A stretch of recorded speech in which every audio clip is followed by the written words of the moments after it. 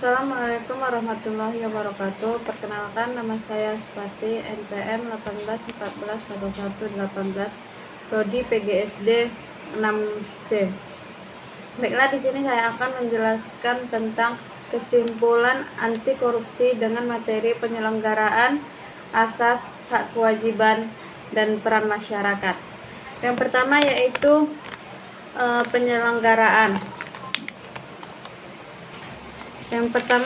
penyelenggaraan.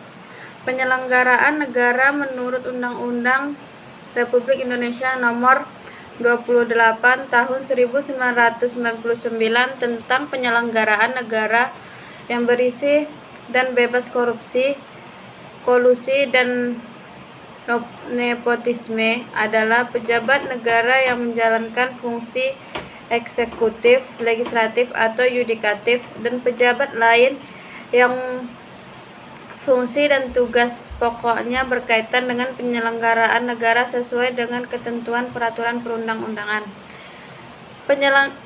Jadi penyelenggaraan negara meliputi yaitu yang pertama pejabat negara pada lembaga negara, yang kedua menteri, yang ketiga gubernur, yang keempat hukum, yang kelima pejabat negara yang lain, misalnya duta besar, wakil gubernur, bupati, atau wali kota.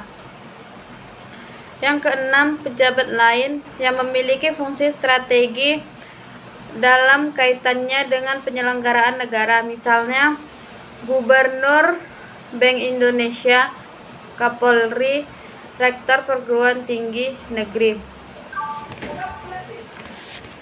Kemudian yang kedua yaitu asas penyelenggaraan pemerintah negara terdiri yang A. Asas kepentingan hukum, B. Asas kepastian hukum, C. Asas keterbukaan, D. Asas tertib penyelenggaraan negara. Kemudian E. Asas profesionalitas, F. Asas proporsionalitas, G. Asas akuntabilitas. Yang selanjutnya yaitu C. Hak dan kewajiban. Hak dan kewajiban merupakan sesuatu yang tidak dapat dipisahkan, akan tetapi terjadi pertentangan karena hak dan kewajiban tidak seimbang.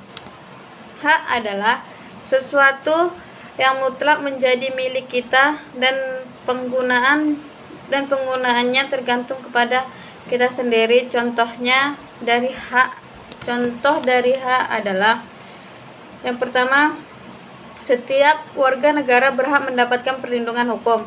Kedua, setiap warga negara berhak atas pekerjaan dan penghidupan yang baik.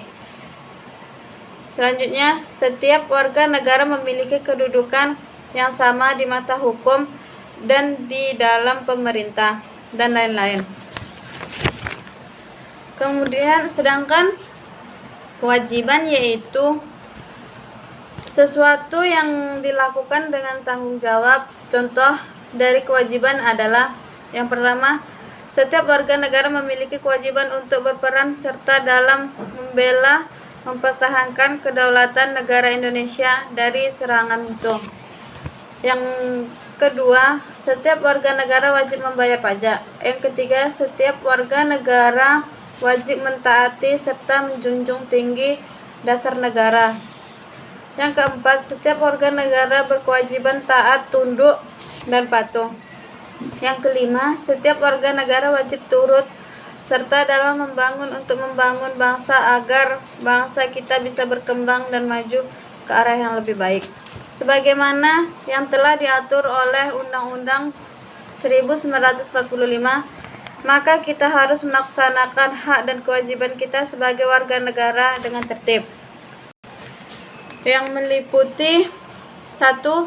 Hak dan kewajiban dalam bidang politik. Yang kedua, hak dan kewajiban dalam bidang sosial budaya. Yang ketiga, hak dan kewajiban dalam bidang hankam.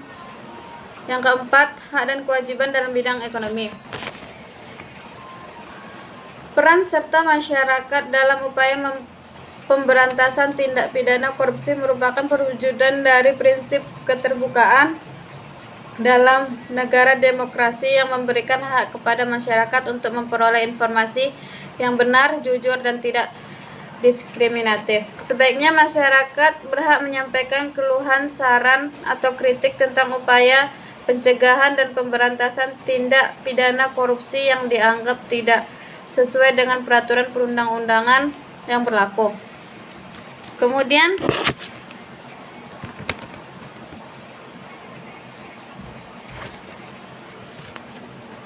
peran serta masyarakat tersebut dimaksudkan untuk mewujudkan hak dan tanggung jawab masyarakat dalam penyelenggaraan negara bebas dan bersih, akan lebih bergairah untuk melaksanakan kontrol sosial terhadap tindak pidana korupsi. Di dalam bab 3 peraturan tersebut yang secara rinci dapat dijabarkan sebagai berikut. Terdapat pada pasal 7 ayat 1. Yang kedua pasal 8, yang ketiga pasal 9. Penjabaran dari pasal 7 ayat 1 yaitu setiap orang, organisasi masyarakat atau lembaga swadaya masyarakat yang telah berjasa dalam usaha membantu upaya pencegahan atau pemberantasan tindak pidana korupsi berhak dapat penghargaan. Kedua, ayat 2 menyebutkan bahwa penghargaan sebagaimana dimaksudkan dalam ayat 1 dalam berupa piagam atau premi. Pasal yang ke-8 yaitu ketentuan mengenai tata cara pemberi penghargaan serta bentuk dan jenis piagam sebagaimana dimaksudkan dalam pasal 7 ayat 2 ditetapkan dengan keputusan Menteri Hukum dan Perundang-undangan. Pasal 9 besar premi sebagaimana dimaksudkan dalam pasal 7 ayat 2 ditetapkan paling banyak sebesar 2 premi dari nilai kerugian keuangan negara dan dikembalikan. Yang selanjutnya yaitu pasal 10 ayat 1 berbunyi piagam diberikan kepada pelapor setelah perkara dilimpahkan ke pengadilan negeri.